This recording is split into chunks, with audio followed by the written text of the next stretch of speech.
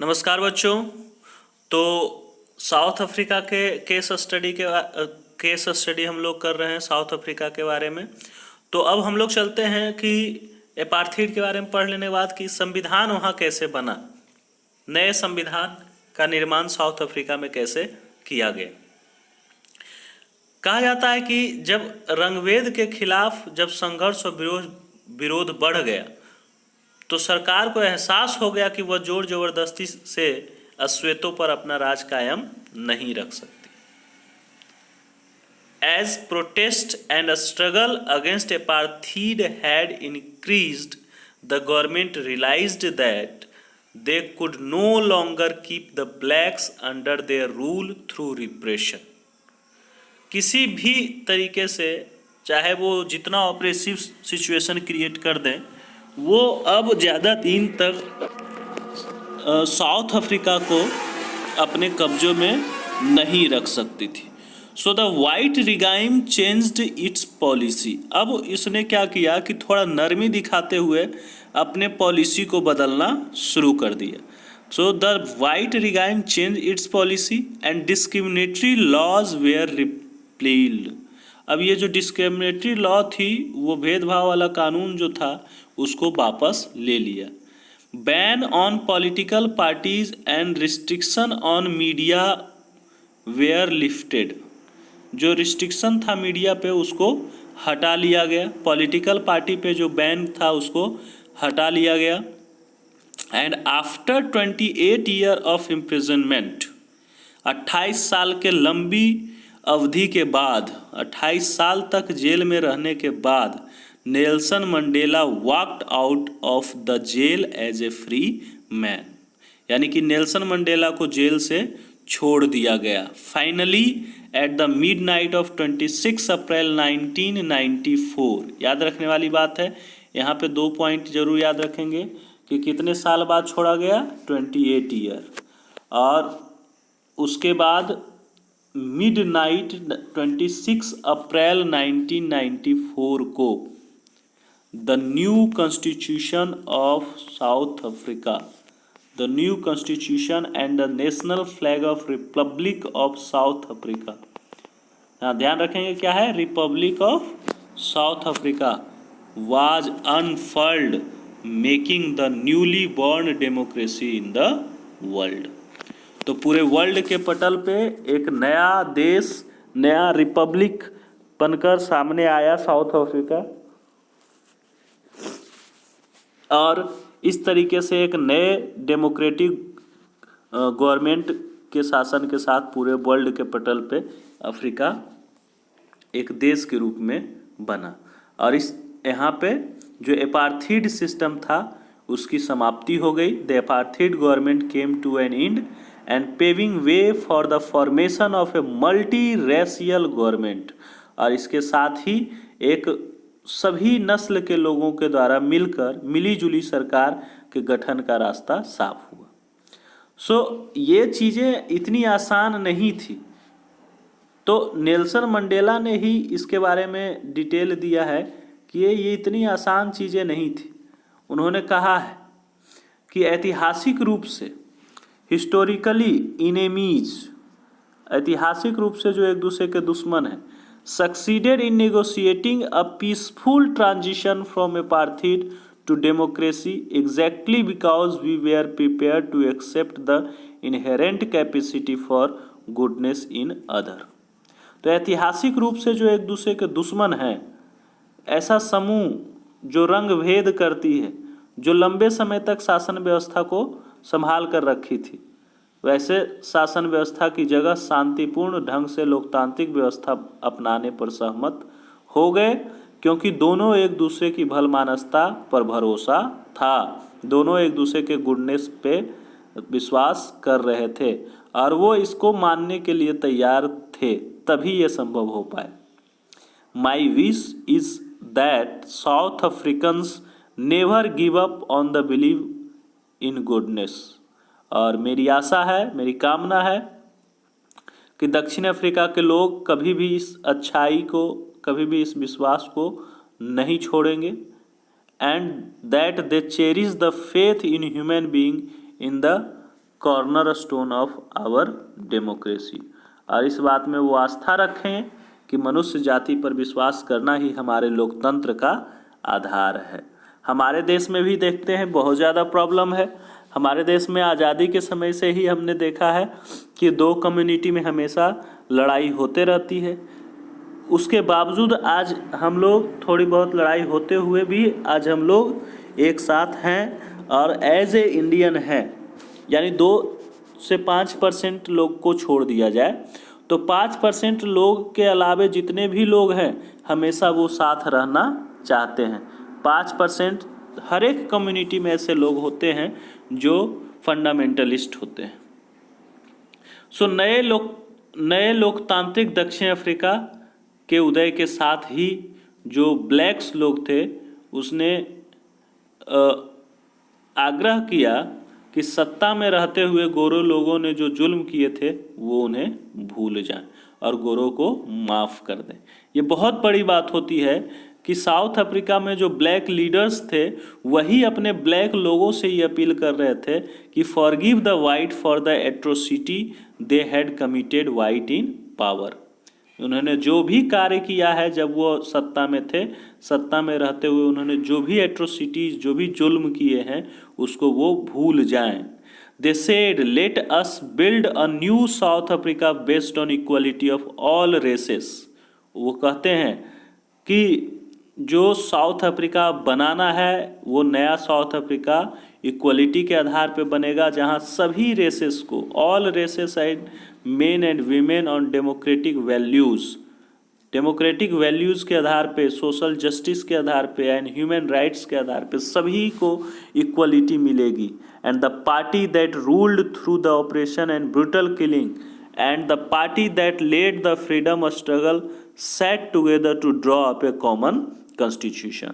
और वो लोग जो पहले कभी न कभी दमन और नृशंस हत्याओं के जोर पर शासन किया था, आज दूसरी पार्टी के आज़ादी की लड़ाई की अगुवाई की थी।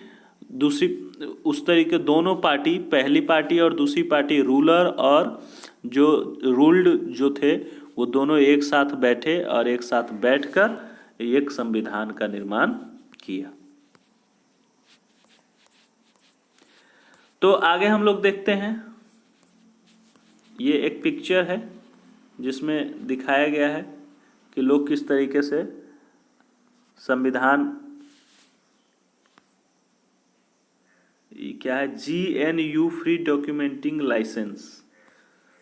तो कहा जाता है 2 वर्षों की एक बृहत चर्चा के बाद, एक बड़े बहस के बाद जो संविधान बनाया गया वैसा अच्छा संविधान दुनिया में कभी नहीं बना था। After 2 years of discussion this constitution gave to its citizens the most extensive rights available in any country. किसी भी कंट्री में जो अभी तक राइट्स मिले हुए थे इस संविधान में उतने व्यापक अधिकार दिए गए जो अभी तक सभी संविधान नहीं दे रहे थे। साथ ही together they decided that in the search for the solution to the problems nobody should be excluded and no one should be treated as a demon। तो उनकी कोशिश थी कि मुश्किल मामलों में जब उनका सॉल्यूशन ढूंढा जाए तो समाधान ढूंढने के क्रम में किसी को भी अलग नहीं किया जाएगा और न ही किसी को बुरा या दुष्ट मानकर उसके साथ बर्ताव किया जाएगा। Whatever they agreed that everybody should become part of the solution and whatever they might have done or represented in the past। पीछे उन्होंने क्या किया, पहले उन्होंने क्या किया नहीं किया, इस पे बात नहीं होगी, बात होगी सॉल्यूशन पे, और सॉल्यूशन में सबको साथ लेकर चला जाएगा। तो जो साउथ अफ्रीका का प्रियम्बल है, the preamble to the South African constitution, उस साउथ अफ्रीका के प्रियम्बल में हम इसकी एक झलक देख सकते हैं। तो दक्षिण अफ्रीका की अगर जानकारी लेनी है तो उसके लिए आप लोग ये दिया हुआ है www.gov.za पे जाइए और उस दक्षिण अफ्रीका के बारे में टोटल जानकारी ले सकते हैं। ये रेफरेंस दिया गया है। तो आप दक्षिण अफ्रीका पे एक लिखेंगे शॉर्ट नोट्स या कह सकते हैं समरी, जिसमें विभिन्न समुदाय के बीच में संबंध, गांधी या मंडेला, संघर्ष का नेतृत्व करने वाली पार्टी अफ्रीकन नेशनल कांग्रेस, भारतीय नेशनल कांग्रेस, संघर्ष का तरीका, उपनिवेशवाद का चरित्र। ये इससे कंपेयर करते हुए भारत और दक्षिण अफ्रीका के बीच में सिमिलरिटीज़ और डिसिमिलरिटीज़ के बारे में आप लिखेंगे। तो इस तरीके से हम लोग देखते हैं। तो ये जो है आपका एक पॉइंट खत्म होता है। अब आगे हम लोग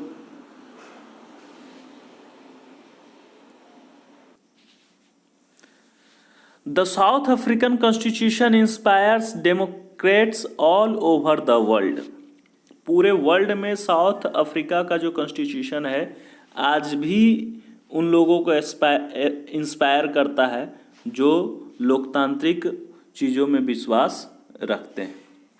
इन 1994 till 1994, a state denounced by the entire world till 1994 as the most undemocratic one is now seen as a model of democracy।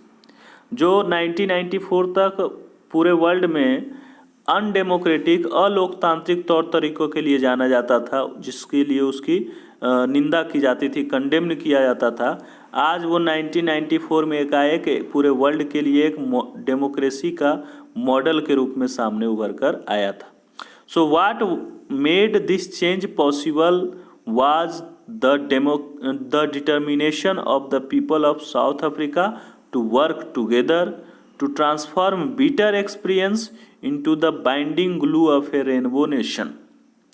तो आज वो लोकतंत्र के जो मॉडल के रूप में उभर कर सामने आया था, मॉडल के रूप में जिसे देखा जाता था, उसके पीछे दक्षिण अफ्रीका के लोगों का जो दृढ़ विश्वास था, दृढ़ निश्चय था साथ रहने का, और साथ ही साथ पुराने और कड़वे अनुभव को भूल जाने का, उसके कारण हुआ था। और आज साउथ अफ्रीका का जो समाज है वो एक इंद्रधनुषी समाज यानी रेनबो नेशन के रूप में सामने आया है। तो ये ध्यान रखेंगे, कई बार ये चीज़ पूछा जाता है कि साउथ अफ्रीका को रेनबो नेशन कहा जाता है। साउथ अफ्रीका को रेनबो नेशन कहा जाता है, इंद्रधनुषी राष्ट्र कहा जाता है। ये क्वेश्चन काफ़ी important. Speaking on the south Africa constitution, Mandela said. South Africa constitution के बारे में बोलते हुए मंडेला कहते हैं कि दक्षिण अफ्रीका का संविधान इतिहास और भविष्य दोनों की बातें करता है। It speaks of both the past and future. On the one hand it is a solemn pact in which we as. एक तरफ तो यह एक पवित्र समझौता है कि दक्षिण अफ्रीका के रूप में हम एक दूसरे से ये वायदा करते हैं कि हम अपने रंगभेदी, क्रूर और दमनकारी इतिहास को फिर से दोहराने की अनुमति नहीं देंगे। In one hand it is declared, South Africa declared to one another that we shall never permit repetition of our racist, brutal and repressive past. But it is more than that, लेकिन ये इससे भी ज़्यादा है। It is also a charter for the transformation of our country into one which is truly shared by all its people. A country which in the fullest sense belong to all of us, black and white, women and men. तो यह अपने देश को इससे सभी लोगों द्वारा वास्तविक अर्थों में साझा करने का घोषणा पत्र भी है। श्वेत और अश्वेत, स्त्री और पुरुष, यह देश पूर्ण रूप से हम सभी का है। और इस तरीके से साउथ अफ्रीका में एक संविधान का निर्माण होता है। अब साउथ अफ्रीका के बाद फिर हम लोग अपने बारे में पढ़ेंगे कि हम लोगों को संविधान की ज़रूरत क्यों पड़ी और हमारा संविधान कैसे बना। धन्यवाद।